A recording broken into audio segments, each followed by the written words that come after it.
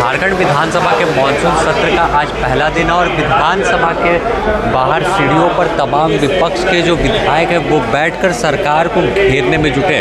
इनके हाथों में तख्ती और देख सकते हैं किस तरह से तख्तियों पर आदिवासियों की हत्यारी बलात्कारी हेमंत सरकार गद्दी छोड़ो और सुभाष मुंडा जो आदिवासी नेता की हत्या हुई है उसकी सीबीआई जांच कराने की मांग कर रहे हैं। तो तमाम जो विधायक है वो सदन के बाहर सीढ़ी पर बैठकर प्रदर्शन करते हैं। हम कुछ विधायकों से बात यहाँ पर करते हैं। विधायक अनंत ओझा हैं, क्या कहेंगे जिस तरह से झारखंड में विधि व्यवस्था है, आप लोग भी यहाँ मुद्दा बना कर नहीं, जिस तरीके से लगातार राज्य का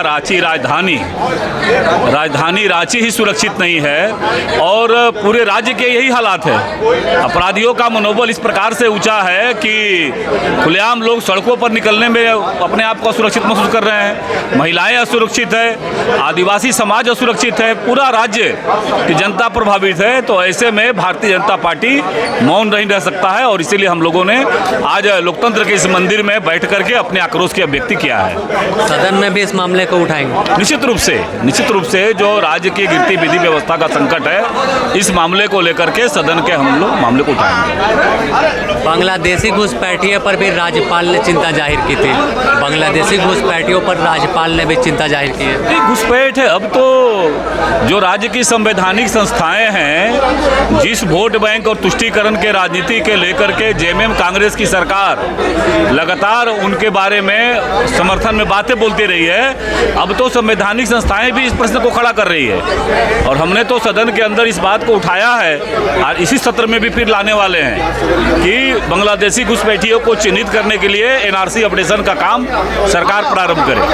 सुभाष मुंडा की जिस तरह से हत्या की गई, 7 गोली मारी गई है, विधि व्यवस्था पर सवाल उठ रहा, क्या कहेंगे? नहीं, ये दुर्भाग्यपूर्ण है और इसी से पता चलता है कि सरकार कितनी लाचार है, बेबस है, प्रशासन कितना फेल्योर है। दिन दहाड़े और ऐसे घटनाएं अक्सर हो रही हैं। यह केवल सुभाष मुंडा की ही बात नहीं है, वो तो तत्कालिक अभी हुआ है, लेकिन हर जगह, चाहे जमशेदपुर हो, चाहे धनबाद हो, लोग ऑफिस में बैठे हैं, अपने प्रतिष्ठान में बैठे हैं, लोग उनको जाके सीधी सीधी गोली मारते हैं। शासन प्रशासन का इकबाल अपराधियों पर से बिल्कुल खत्म हो गया है। शासन के अंदर जो एक खौफ होना चाहिए प्रशासन का अपराधियों के अंदर, वो नहीं रह गया है और कहीं ना कहीं इसमें मिली भगत है, सबकी शासन प्रशासन की मिली भगत है, सरकार के इशारे पर हो रहा है। इसलिए हम लोग जांच कर यह आवाज़ उठा रहे हैं।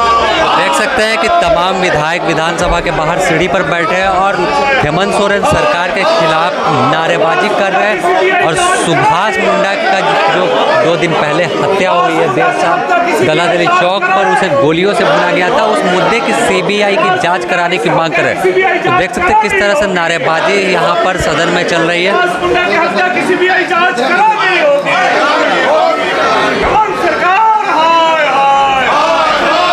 तमाम देख सकते हैं कि भाजपा के विधायक और वो किस तरह से हाथों में तख्ती लिए हुए हैं और लगातार हेमंत सरकार के खिलाफ जो नारेबाजी है वो करने में जुटे हैं।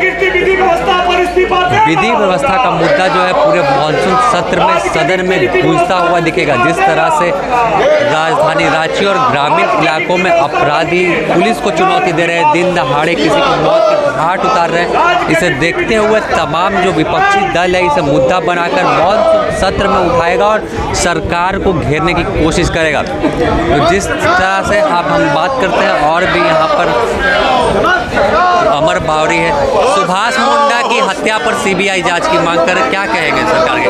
विधि व्यवस्था पूरी तरह से चरमरा गई है, सारे लोग संकित है, कोई सुरक्षित नहीं है, आम से खास कोई सुरक्षित नहीं है। सुभाष मुंडा की हत्या करके यहाँ जो गुंडे तत्वों का मनोबल कितना हाई है दिखलाने का काम किया है। सरकार के मुंह पर तमाचा है सुभाष मुंडा की हत्या और ये सरकार निर्लज्जता के रूप में अपने आप को आगे आकर के यह दलीलें देती हैं कि इस तरह की घटनाएं होती रही। इस सरकार में थोड़ी भी लज्जा है तो उसको विधि व्यवस्था पे अपने को पीछे ला करके इस्तीफा दे देना चाहिए और जनता से माफी मांग लेना चाहिए। मुख्यमंत्री ने डीजीपी से बैठक कर 15 दिन का अल्टीमेटम दिया और उसके चौथे दिन इस तरह की घटना, हाई अलर्ट पर पुलिस दावा कर रही थी कि है मुख्यमंत्री जी के कारण ही ये सारी चीजें हो रही है।